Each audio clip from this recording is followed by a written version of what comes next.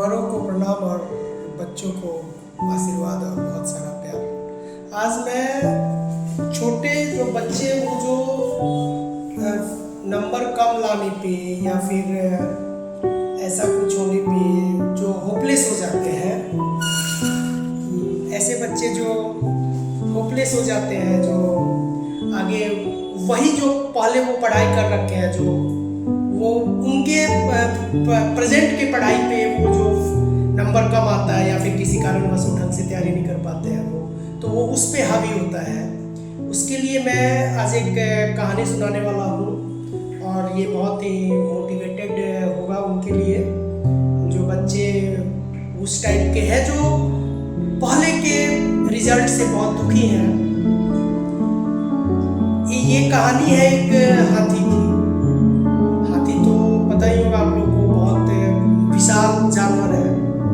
और एक जो ट्रैवलर था, राही जो था, वो सड़क पे जा रहा था, कहीं से जा रहा था तो देखा कि एक बहुत बड़ा हाथी जो है, वो हाथी एक छोटे से रस्सी में बंधा हुआ है।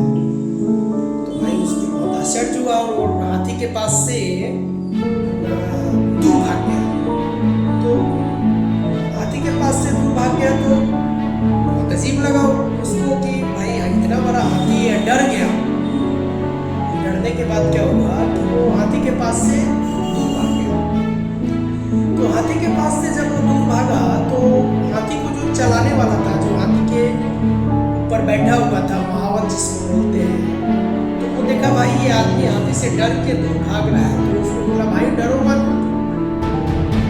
ये हाथी जो जब छोटा था ना, अभी तो ये बहुत बड़ा हो गया, जब हाथी ये छोटा था तो मैंने इसको एक छोटे से रस्सी पे बांधा था और उस समय बहुत कोशिश करता था इसको तोड़ के भाग जाए, लेकिन वो उसको तोड़ नहीं पाता था क्योंकि उस समय इसमें उतनी ताकत नहीं थी कि इसको तोड़ सके।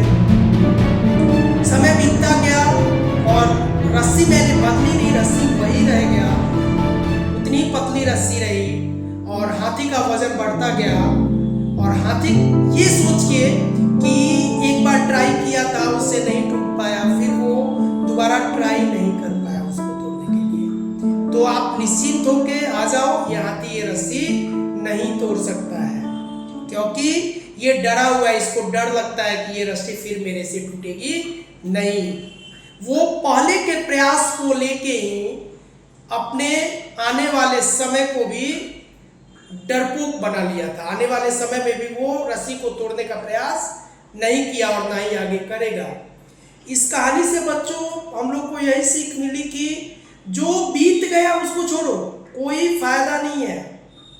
अगर आप पास्ट में कुछ ढंग का नहीं कर पाए तो उस पर ज़्यादा सोचने की जरूरत नहीं है। आप फिर से मेहनत करो। आप असफलता, अगर आप असफल हुए हो ना तो उसको भूल के फिर नया प्रयास करो, फिर से कुछ बेटर करो। अपने मन को कभी भी ऐसा ना बनाओ कि भाई पहले आपने ये नहीं किया तो अब आपसे ऐसा नहीं होगा। हाथी भी अगर चाहता तो एक प्रयास में उस रस्सी को तोड़ सकता था, लेकिन हाथी ने ऐसा नहीं किया।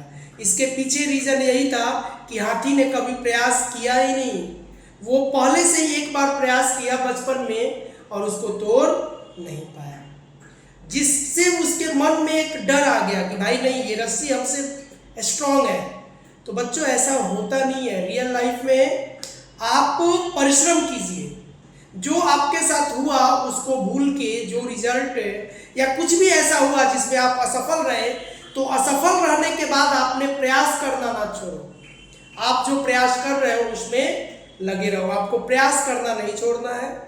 लगे रहो, एक बार बनाओ, 2 बार, 3 बार, 5 बार बनाते रहो। जो भी है, जो आपको लगे कि ये हमसे नहीं होगा या पहले नहीं हुआ है तो उस पर आप आगे से प्रयास उसके ऊपर ना करो, ऐसा नहीं होना चाहिए। पहले नहीं हुआ, हो सकता है कोई रीजन रहा होगा, लेकिन अब उसको फोकस कीजिए, उसको कीजिए। और पास्ट को लेके जो आपके साथ हुआ है, जो कुछ भी उसको लेके डर मन में रखने की कोई जरूरत नहीं है। एक बार मेहनत करना है और दिल से मेहनत करना है और सबको ये प्रूफ करके दिखाना है कि आप भी कहीं ना कहीं स्टैंड करते हैं। यू कैन डू, आप भी कर सकते हैं वो सब कुछ जो आप चाहें। आप भी वो सब कुछ कर सकते हैं जो आप चाहें। इसीलिए अपने प्रयास से पीछे मत हटिए बच्चों। आपको अपने प्रयास में लगे रहना है, कभी तो बेटर होगा। आज नहीं तो कल बेटर तो होना ही है ना। अब कल आपके साथ कुछ ऐसा नहीं हुआ तो वो सोच के आप अगर फ्यूचर में ऐसा कुछ प्लानिंग नहीं करते हो, नहीं पढ़ते हो, अपना प्रेजेंट उस पर ढंग से नहीं देते हो, तो फिर हाथी वाली कहानी हो जाएगी। ताकतवर होके भी आप कुछ नहीं कर सकते हो, आपके पास सारी नॉलेज होते हुए भी आप कुछ नहीं कर सकते हो। अपना जान झोंक दो, सब कुछ आपको अपने स्टडी पे लगा देना है। बेटर होगा, आज नहीं तो कल बेटर होना ही है और जरूर होगा।